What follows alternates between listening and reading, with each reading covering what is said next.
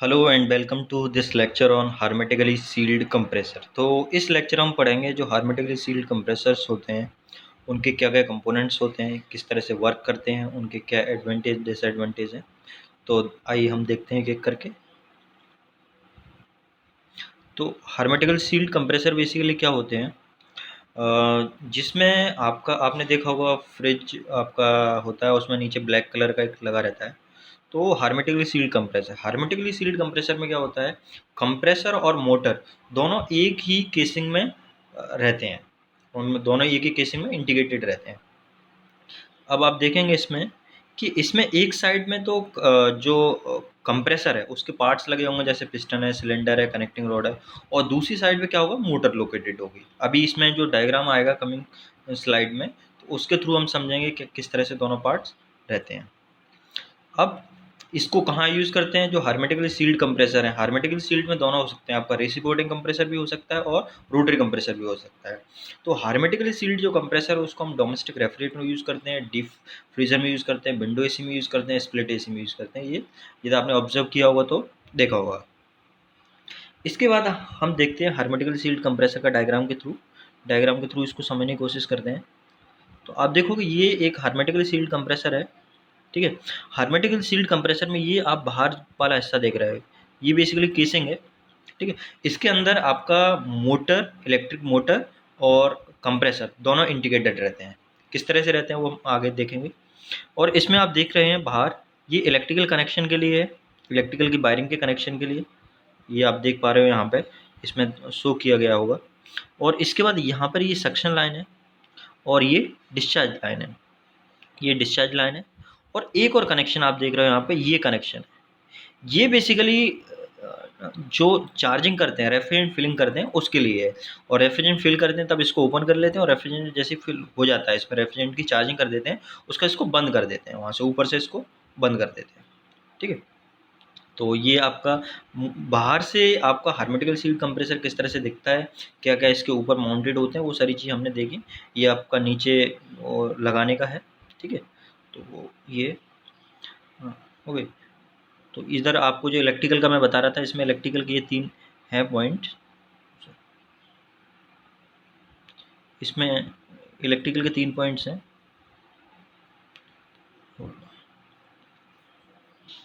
जो मैं आपको बता रहा था। तो आप देख पा रहे हैं इसमें इलेक्ट्रिकल में 3 है कॉमन। ये 3 पॉइंट्स होंगे जिसमें आपका एक कॉमन होगा, एक रनिंग बाइंडिंग और एक स्टार्टिंग बाइंडिंग के लिए। तो ये हम उससे प्लग से कनेक्ट कर देते हैं, ठीक है। तो ये एक डायग्राम था। और इसके अलावा हम ये देखेंगे, ये आपका इसका पिक्टोरियल डायग्राम है, ठीक है। तो आप इसमें देख पा रहे हैं, इसमें 3 है। एक ये बल्ब लगा हुआ है, एक पोर्ट यहाँ पर है, ठीक है। ये सेक्शन का है, ये आपका डिस्चार्ज का है। और ये चार्जिंग के लिए, ये जो तीसरा आप देख रहे हैं ये क्या है, चार्जिंग का है। जब रेफ्रिजरेंट की फिलिंग करनी होती है तब हम इसका यूज़ करते हैं, ठीक है। अब आगे बढ़ते हैं। तो ये हो गया। तो आपने जैसे पिछली स्लाइड में देखा था, कंप्रेसर और जो मोटर हैं वो एक ही केस में होते हैं, किस तरह से होते हैं देख लिया आपने। और अब देखते हैं इसमें ये किस तरह से वर्क करता है। तो इसकी वर्किंग को समझने के लिए हम इसको 2 पार्ट में डिवाइड कर देते हैं। सबसे पहले हम देखते हैं इसके क्या क्या कंपोनेंट्स हैं, ठीक है।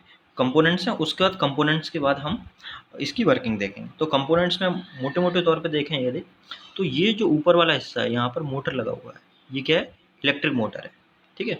और ये हिस्सा देखा इलेक्ट्रिक मोटर है, इसको हम एम नाम दे देते हैं। मान लीजिए इलेक्ट्रिक मोटर ये एम है, ठीक है।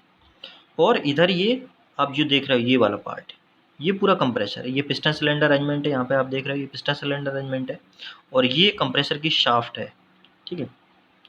और इसमें जैसे आप ये कंप्रेसर का बात करें तो कंप्रेसर का ये सिलेंडर है बाहर, ठीक है। सिलेंडर के अलावा आप देख पा रहे होंगे इसमें ये पिस्टन है। और इसके अलावा पिस्टन के अलावा यहाँ पर ये आप देख रहे हो कनेक्टिंग रॉड है। कनेक्टिंग रॉड को अपने क्रैंक शाफ्ट से कनेक्ट कर रखा है, यहाँ पे कनेक्ट है, ठीक है। तो मोटे मोटे तौर पे एक बार दोबारा से रिपीट करें तो इसमें 2 कंपोनेंट है, एक मोटर है और एक कंप्रेसर है, ठीक है।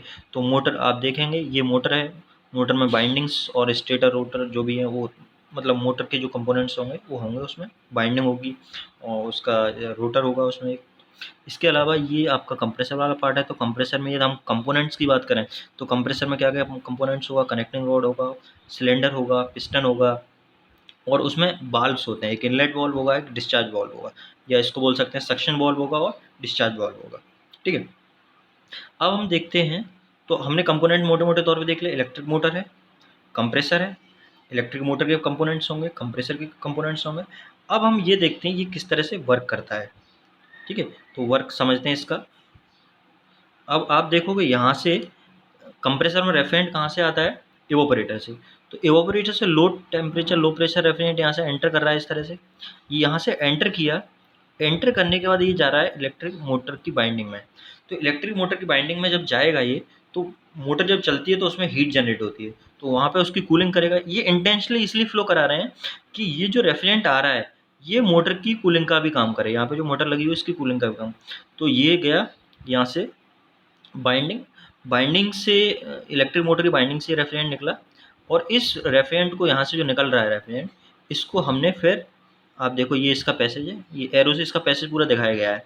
तो यहाँ से जाने के बाद ये यहाँ पर आप देखेंगे कि ये कंप्रेसर का इनलेट वाल्व है या सक्शन वाल्व है।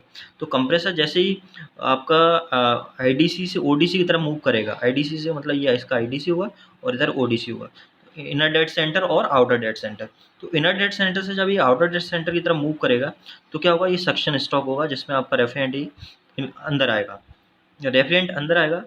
और उसके बाद जैसे ये ओडीसी से आईडीसी की तरफ मूव करेगा तो क्या होगा, कंप्रेशन होगा। कंप्रेशन होने का जो रेफ्रिजरेंट है वो इस पैसेज से कंडेंसर में चला जाएगा। अब आप देखिए और मैकेनिज्म, इसमें जो इलेक्ट्रिक मोटर है इसकी शाफ्ट है, इस शाफ्ट को हमने डायरेक्ट किससे कपल किया हुआ है, यहाँ पे आप देख सकते हैं जो शाफ्ट है इसकी क्रैंक शाफ्ट से कपल किया हुआ है कंप्रेसर की। ठीक है, और आप देख सकते हैं इसका जो नीचे वाला हिस्सा है ये लुब्रिकेटिंग ऑयल है।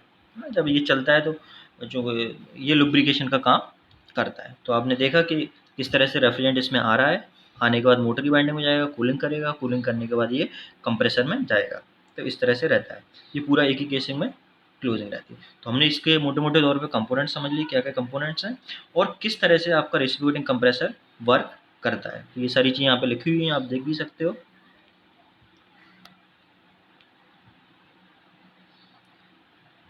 ठीक है, अब हम आगे बढ़ते हैं। अब इसके क्या क्या एडवांटेज हैं, इसके अपने एडवांटेज हैं कुछ, जैसे फॉर एग्जांपल ये पोर्टेबल होते हैं। मतलब इसमें कंप्रेसर्स आपको मोटर और उसको अलग से डिसमेंटल नहीं करना है, दोनों को एक साथ आप कहीं भी मतलब ले जा सकते हैं। ठीक है, और इसमें आपका जैसे आप कहीं दूसरे सिस्टम में इसको लगाना है तो सीधा सा आपको क्या करना है, सक्शन पोर्ट को कनेक्ट कर देना और डिस्चार्ज पोर्ट को कनेक्ट कर देना। सक्शन पोर्ट को आपको इवापोरेटर से कनेक्ट कर देना है और डिस्चार्ज पोर्ट को कंडेंसर से कनेक्ट कर देना है। ठीक है, तो ये हाईली पोर्टेबल है, इसको आसानी से ले जा सकते हैं। एक ही कंडेंसिंग यूनिट होती है, जैसे आपने उसमें देखा होगा स्प्लिट एसी में। तो स्प्लिट एसी में जो आउटडोर यूनिट होती है उसको कंडेंसिंग यूनिट बोलते हैं। उसमें कंडेंसर और आपका कंप्रेसर एक यूनिट में रहता है, तो उसको यूनिट को आप डिसमेंटल करके आसानी से कहीं भी ले जा सकते हैं। ठीक है, इसके बाद इसमें मेंटेनेंस की कम ज़रूरत है, क्योंकि ये ओपन सिस्टम नहीं है, इसमें अंदर कोई बेल्ट पुली सिस्टम नहीं है जिससे आपको मेंटेनेंस की ज़रूरत पड़े। सब एक ही उस सिस्टम में इनक्लोज रहता है, इंटीग्रेटेड रहता है। ठीक, मेंटेनेंस की ज़रूरत नहीं पड़ती। इसके अलावा लुब्रिकेशन सिस्टम, कोई अलग से लुब्रिकेशन की ज़रूरत नहीं है, उसमें इनहेरेंट लुब्रिकेशन, जब वो सिस्टम चलता है तो ऑटोमेटिक लुब्रिकेशन वाला पार्ट कंप्लीट होता है। इसके अलावा इजी इंस्टॉलेशन, आप इसको कहीं भी आसानी से लगा सकते हैं, है ना। इंस्टॉलेशन सीधा सा है, आपने कंप्रेसर लगाया और सक्शन लाइन और डिस्चार्ज लाइन को कनेक्ट कर दिया तो ये इंस्टॉलेशन हो गई। इसकी काफ़ी लंबी लाइफ होती है, मतलब एक कंप्रेसर ऑन एवरेज 8-10 साल चल जाता है। इवन जो कंपनीज देती हैं वो भी करीब 5 से 7 साल का वारंटी का ये कंप्रेसर देती हैं। ये जब आप परचेज करते हैं कोई नया एसी या फ्रिज तो 5 साल का, करीब 5 से 7 साल का वारंटी इसमें साथ में आता है।